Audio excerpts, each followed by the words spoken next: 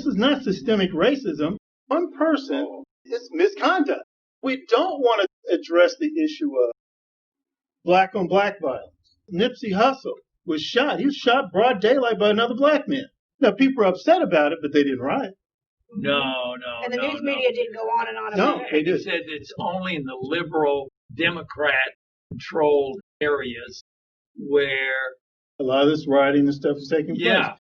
Because they're constantly fed this narrative, police is your enemy. Yeah. And somehow they think that getting rid of the police is going to they want to defund their them. problem. Well, let's get something straight here. The FBI crime statistics from last year, there were out of 10 million arrests, there were 1,004 that dealt with police shootings. Out of the 1,004, there were 41 police shootings of armed people. Out of the 41, 19 were white and 9 were black that were fatal. And the other 3 were probably another minority. 19 white people were killed by police officers. And 9, so what I'm saying is, this narrative that white men are trying to kill black people, it's not true. It's not factual. We're also missing, unfortunately, the stat of how many police officers, male and female, black and white, are killed in the line of duty. Oh, yes. They were saying that. Killed in the line of duty. Here in Louisville, we recently had one. People don't write over that. It was 82 on the crime. People don't write over 82. That. And I also bring up Assata Shakur. Around the 1970s or so, there was this so-called black civil rights activist. She's part of the Black Liberation Army, very radical black organization. She actually was engaged in a shootout, her and her 2 compatriots, and they shot a police officer. He pulled him over. They shot him, and one of the bullets, gang-like shooting, he was shot in the back of the head, like an execution style. She fled. They captured her. She had a trial, very lengthy trial. She was guilty as accomplice to the murder and all. And then later on, she went into the underground, and then she fled to Cuba. Now, this police officer, most people can't name his name. He's out of New Jersey. Can't name his name. His son's still alive. And Assata Shakur is still in Cuba, alive and kicking. But when Obama went to Cuba, I want to know, when you had your meetings with Fidel, I think Fidel was still alive at the time, and Raul, did you say to them, hey, look, man, she's a convicted murderer. We need for her to come back home and face her music. I don't know. I would like to say to him, before you start all this stuff about systemic racism and police brutality, did you say to Cuba, hey, she's got to come back home? Other Black Panther members did. That's an excellent thought.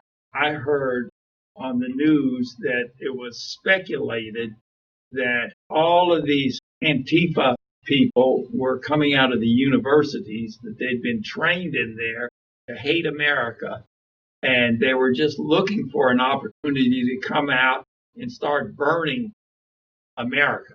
I don't know if they're coming out of the universities. I think there are just many people involved. They're getting involved in this. I think George Soros has a lot to do with it. Funding people to get paid. I heard one interview by a guy says he don't care if it's Republican, Democrat, or what. If he gets paid, he'll ride anywhere. I thought, wow. Ride and die. But I have a question for you back to the fatherhood in the Black community. The statistics fact shows that back in, I don't know if the years are right, 50s and 60s especially, that the married Black Americans were married, and the father was in the home, and then it just went awry. Welfare programs came in. Prior to that whole LBJ war on poverty and the welfare program, the marriage rate amongst the Black community is high, if not higher than any other community in the United States of America. It's a solid fact. That's just a fact. But when this whole so-called war on poverty came in with LBJ, it sort of incentivized, I really don't need you. Because I'm getting medical care from the government, I'm getting housing from the government, I'm getting food from the government, that the government's sicking you for child support. I really don't need you. And I've actually had members within my family make those kind of comments. Instead of the importance of marriage, bringing your children together and raising them up together. Marriage is very important as far as providing for your children. That's the role, the primary role of the family. That's not the primary role of the government. That's right. That's not their role. That's not their responsibility. What was it that Hillary Clinton says? It takes a village. They want to take a village, all right. They want to indoctrinate our children with their village is big government. Their village is big government. They claim that's taken from some sort of African philosophy and all. Go to African nations and see how many of these folks are dependent upon government handouts. They keep their families together, bro. Your staff person said that you were in a meeting. Hope we didn't rush you out. No, we're fine. Well, we thank you so much for coming on. We know you're very busy. We're all fans of you. I'm Cindy Marlow. Hi, Cindy. And this is Dr. Frank Simon with the American Family Association. He's the director, and I'm communications manager. And we have our good friend here, Corbin. So, Corbin, Corbin is the producer. You're the producer of today's show. You are. We're going to let him take the road here. Well, since we don't have a lot of time, so I want to jump right into it. The last time we had you on, I made the very grave mistake of not talking about your latest book. So could you give us a little synopsis about it? Let our listeners know where we can get your latest book. Oh, well, thank you for that. In fact, it could be more timely, I would suppose, with all of the noise that's in the headlines on race matters and rage matters. My newest book is called Necessary Noise. Subtitle is How Donald Trump Inflames the Cultural War and Why This is Good News for America. And I think we saw a little bit of that when immediately after he went across Lafayette Park and held up the Bible at front of St. John's Episcopal Church and said, enough of this arms war. And if these governors and these mayors don't stop this, then I will. And he made that determination loud and clear. And since then, our little war zone here in Washington, D.C. has calmed down a little bit, even though everything is boarded. So, yes, it's necessary noise. How Donald Trump inflames the cultural war and why this is good news for America. Now, because it came out last year, I didn't weigh in on this immediate problem, but I do have my 5 areas, if you will, the noise areas I actually look at and talk in depth about black noise. I have swamp noise here in Washington. I have tolerance noise for immigration debates. I have gender noise about the sexualization of our country, black noise, and then I have opportunity noise, what we should be thinking about as Christian people. That's the main target audience are those that some type of moral compass where they really believe that man can do good, they can be better. They get up and go to church on Sunday morning every week to find out how. And on Monday morning, they get up, they get their kids dressed, they give them some food to eat, then they tell them they better behave at school, and then they go to work, do their best. And then they get to the end of the week and find out that half the country doesn't buy those ideas. So we're now in a culture war. Who are we going to be? If there's nothing more coherent, Joe Biden has said, because he hasn't said too much that is coherent, but he did say at one point that this next election is about the heart and soul of America. And he's exactly right. We're going to be biblical and free, or we're going to be secular and statist. Yeah. And we see what secular and statist looks like. This mob rule in the streets, we see it. They show exactly what it looks like. It's in the headlines, and we'll be talking about it up until the election. And in election, we're going to decide which America are we going to be. That's good. Ms. Parker, correct me if I'm wrong. When after that whole Rodney King situation happened and riots erupted there, a tremendous amount of businesses were looted and burnt down in Los Angeles. Was one of your businesses those that were looted and burnt down? I actually lost my business in that during those Los Angeles riots because my business at the time was a small publishing company, and that trickling effect, when you're not immediately burnt down, it hurts other businesses, whether they themselves were looted. You know, look at what happened right here on the block below my office in Washington, D.C., while the jeweler lost everything. They broke in and just wiped him out. The pen shop, maybe they don't know how to read, so they didn't take $5,000 pen, but they did break everything. So the trickle effect will be the people that supply him, the insurance companies that have to now pay in. And so that's what happened to my business. But it was the turning point, changed my life to start focusing on social policy reform. It's why I'm in Washington today, to say what really has broken down. And we can try to have discussions all we want about police brutality, but you can also know that liberals aren't serious unless they also talk about union reform. Because the reason that those officers up in Minneapolis were not immediately arrested is because their union contract said that they get a 2-day cool down time. Wow. Different areas have different rules and negotiations that they've done with their unions. And had that mayor been honest, then perhaps we would not have seen the tensions that we've seen over the last week in the streets. People are trying to say that these protests are legitimate. This is not 1950, it's 2020. And so we have to look at, well, what has happened locally to create an environment to where we're not progressing forward enough that people are satisfied that they don't have to vent their anger and frustration in the streets. This protest was not necessary whatsoever any more than a 2-year-old that's fallen out in the middle of the grocery store because you told them that they cannot have a piece of candy when you just gave them candy.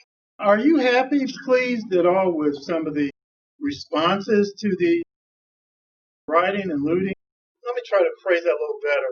Here in Louisville, they had their little riots. Of course, they had a large number of peaceful demonstrations, but they've had the looting. Actually, there was a curfew.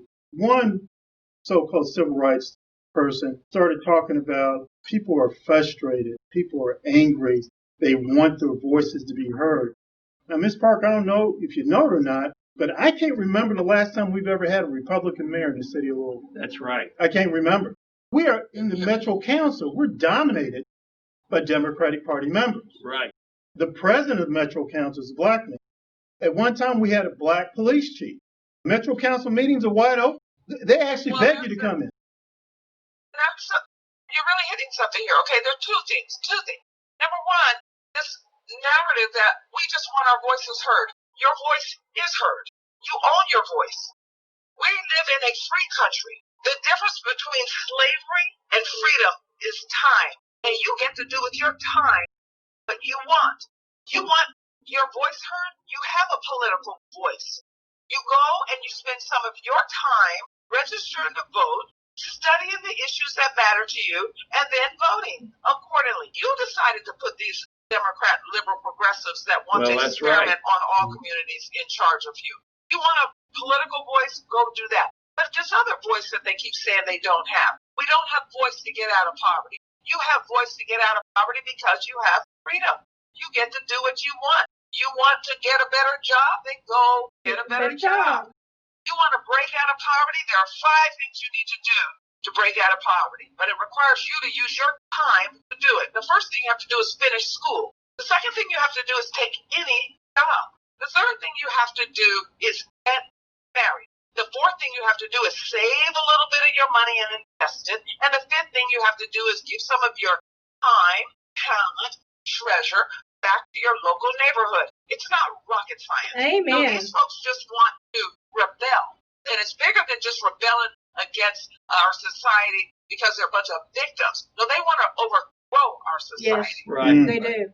Yeah, Dr. Simon, please. Star, I wanted to ask you, where do you think all of these rioters came from, and how come they all got together and organized and started burning things all at the same time? Well, we know where they came from. This is, the schools are closed. We were in a COVID crisis. All of a sudden, that's over. Everybody's out Is that the truth? there.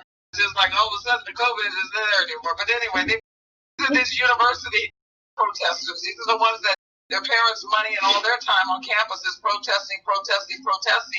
So now they're protesting in the streets. Now, who organized them? Well, there's a group called Invisible that has 89 different organizations within it that works very closely with Antifa and Black Lives Matter. So the press of a button, they can get these folks out anywhere. In fact, I watched them in my neighborhood here in Washington, D.C. As the police were pushing them away from the Capitol, you got 3 people in their regiment, if you will. You got the protesters and the rebels, domestic terrorists, and they mix themselves together because they really are one and the same. One is giving voice to the other one because one is the good cop, bad cop. So you got some out there that are saying, okay, I'm going to give you cover because they're covering for these domestic terrorists. But then you have the community itself. People that have been living under the policies of the left, those policies aren't working for them. So they're frustrated. So now they're asked to come on out the street and vent your frustration. So they came out the street to vent their frustration. So as the police were pushing them back, they're in the back of the line. So that means they're first to the next neighborhood. I could see them and watch the look on their face when they realized that now the neighborhood they're in had a lot of really nice stores. I could see it. And then all of a sudden, they were breaking into all of those stores. Because the police were now pushing them back, and when they got to the neighborhood, they'd already vandalized it to such, and then they had to pull it in order, and then they started moving them north. So yes, this is a very, very organized effort. Because the white conservatives usually respond with, why are they burning down their own neighborhood? The Antifa domestic terrorists decided, no, since what we're really after is not to fix life in poor black neighborhoods, it has nothing to do with poverty or police brutality. It has to do with overthrowing America because we think that America is inherently evil we're going to have to change our strategy. So they changed their strategy. If they went into the more wealthy neighborhoods. That's why we saw them in Beverly Hills. That's why we saw them at the Grove. That's why we saw the city center in Washington, D.C. And that's why they're coming to a neighborhood near you. I just talked to a friend who lives in a very, very quiet suburb down in Florida, and he said they just got notified that the Black Lives Matter should be in their neighborhood. So they were having a business and preparing, and he was asking them very innocently, why would they come to my neighborhood? It's just like there's really nothing here. And I said, oh, there's something there, all right. You're an affluent white community. That's why they're coming. So tell the businesses to put up the boards right now because insurance might not pay when they break all the glass. Sister, and like yourself, I've done a lot of study of the history of our people. I sometimes really get the impression that Black Lives Matter sort of see themselves like a revolutionary vanguard. The Black Panther Party viewed themselves as Marxist, Leninist, Maoist, right. revolutionary organization. You're exactly right. That's exactly right. And I really appreciate that you separated it out from the legitimate movement that was happening during that time that was telling the nation you're inconsistent with your founding principles. And you can't allow for this segregation to continue like it is and just pretend that it will go away on its own. And so you're exactly right. There's always been that undercurrent throughout American history of people do not like America, never have, never will. And it's not because it's America. It's the founding principles, Christianity combined with the capitalism and combined with a constitution, a rule of law. It was so brilliant what President Trump did to stop it. He took a Bible over to a church and he said, this is it. You're not doing this. America has a rule of law. We're founded in a rule of law. Well, when you think about that rule of law, freedom is connected to law, but law is connected to truth, and truth is connected to God. Absolutely. That's a powerful statement. Well, Sister, I think you answered it. I think that what you were talking about is just this whole, it's not rocket science. Nations that have no God, they're secular nations, totalitarian. Exactly. What's the opposite as well? When you have a totalitarian big government, everything was about the federal government, it removes God. Exactly. Look what has happened to us over the last 50 years. After removing God from our schools and then coupling that with a welfare state, we're losing that moral code, that moral thread that de Tocqueville pointed to about us and what made us unique and special throughout the world. He said that's what makes us great. When de Tocqueville came to Democracy of America, he looked everywhere. He said, I got to find out what makes America work. And he said, when I went into churches, I had an aha moment because the founders said it themselves that you can't have a self-governing free people if they're not a moral people, and you can't get your morality without religion and God. Then question where we are today in this cultural war. We have equal numbers in our society that are evangelical Protestant that we have that consider themselves nuns. And that's not N-U-N-S, that's N-O-N-E-S. I don't believe it. It's not true. So you have that large a number of people that say the same question that was asked of Jesus, what is truth? Who said? The same question that was asked in the Garden of Eden, really, who said? That's what we're being asked today. And we battle in the voting booths. And we're going to battle this year about which America are we going to be. We're exact same point where Abraham Lincoln was when he looked at the scriptures and he had to say, we can't do this anymore. The house divided against itself can't stand. We have to be one or the other. We can no longer be both. Now, are we going to end up in another civil war? I don't know. The president had to step out there because if he didn't, we could have right then. But he stepped into it and he held up that Bible at a church that presidents have been going through since 1816. And this is it. That's enough. And if you governors keep this up, I'm sending the feds in there too. Amen. Now, the mayor here in Washington, D.C. now has filed charges against the president because she says that was her street. Even as we speak, that's they're out there the jurisdiction of D.C. Okay. That's just been the big question. But she just said her statehood movement back for 20 years. Thank God. That would be a state anyway. But they're out there right now as we speak, painting the street in front of St. John's Church and putting up new signs because they just did a rename and it's now called Black Lives Matter Plaza. You're kidding. Oh my God. This very minute right now is what they're doing. How's that pastor of the church responding? He's an Episcopal pastor who's probably like a lot of Episcopal pastors right now. I don't know, just don't let it come near me. He's responding like pastors when the trains were whistling by. There were a million people complicit in getting folks out there to die. A million were just complicit. A million were involved in things like, please don't do that because my job make the uniforms. Hugo Boss that we have even today that now gets all their stuff out of China that were making uniforms for the Nazis. This has deep roots, this philosophy of the left. So it's not uncommon for church pastors to run and hide. Larry Elder, he was on right before you, and he was talking about the lack of fatherhood in the black community with their families involved. This is what's going on, and we just have so many people taking back the roots of loving God, loving other people, and instead they're thinking about themselves. About me. To the fatherless point, what we've created is a perfect storm. Yes. 100 years ago, they argued aggressively that we should not unionize civil servants. And one of the reasons is because the nature of unions, it becomes a career. So the cushy job go to the person who served the longest. So what has happened over time is that the police in our most at-risk communities, the most vulnerable communities, the weakest communities, the police officers there are either rookies or rebels. Saw very clearly in Ferguson. Everyone should have asked, what was that young white cop doing there by himself in a neighborhood to where we know statistically the majority of these young men, dads are not in the home to channel their energy when they're 12 and 13 towards sports or towards studies. So that energy goes into the street. Physics 101. So now it's either going to be creative energy or destructive energy. And when you have that type of scenario where there's no dad, and then you've got a police officer who was either brand new on the job or got transferred in because he had all kind of violations in the cushy communities.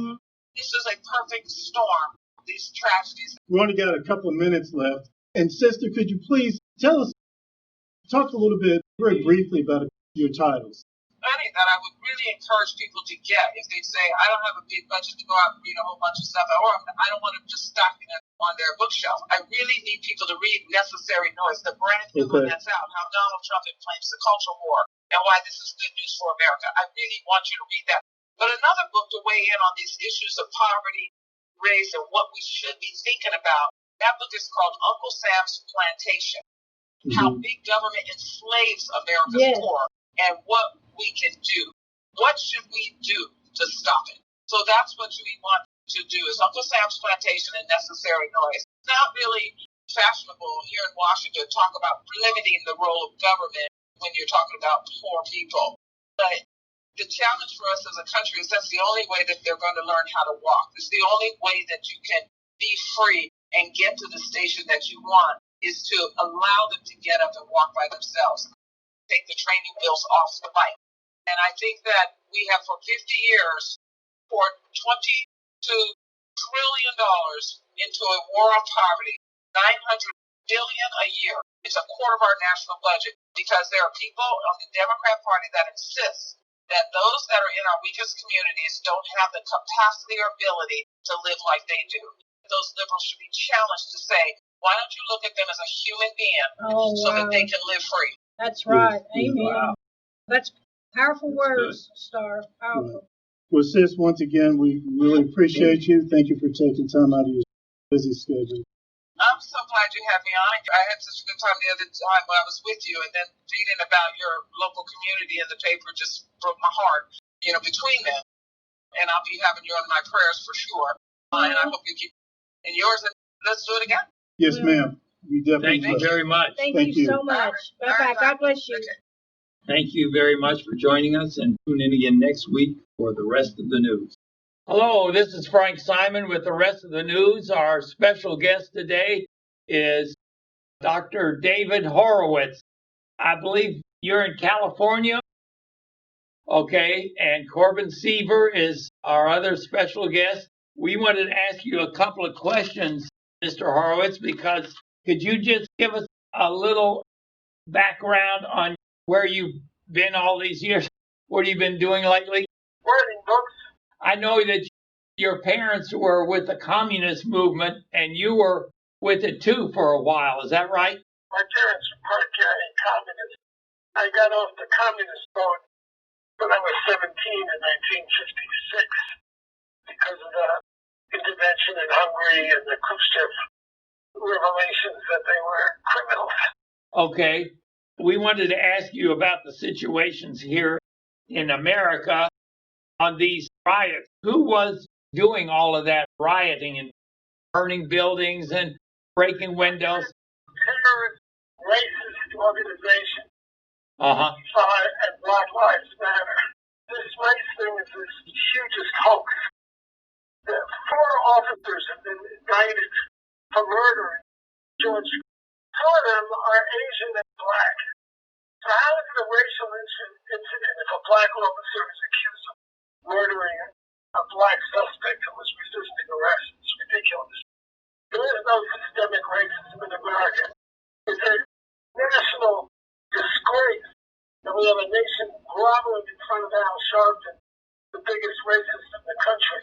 He accused white people of being the cause of every black problem for the last 400 years. America wasn't even created 400 years ago. It was created in 1776 with a radical proposition that all men are created equal and endowed by their creator with a God-given right to liberty, which is why slavery was abolished throughout the Western Hemisphere and across hundreds of thousands of mainly white Union soldiers' lives. Let's get that straight first. When 10 million arrests in America last year, 9 unarmed blacks were killed while being arrested. 19 whites, 2 times more likely to be a white person killed by police than black. I do not understand the white idiots who are genuflecting towards this racism directed against them. And I say this as somebody who watched the first civil rights demonstration in 1948, before any of these people were born even. Another statistic they don't like to talk about is that a cop is 18, that's black or white, 18 times more likely to be shot by a black criminal killed than a black is to be killed by a cop. 18 times more likely. And now we have this war on police.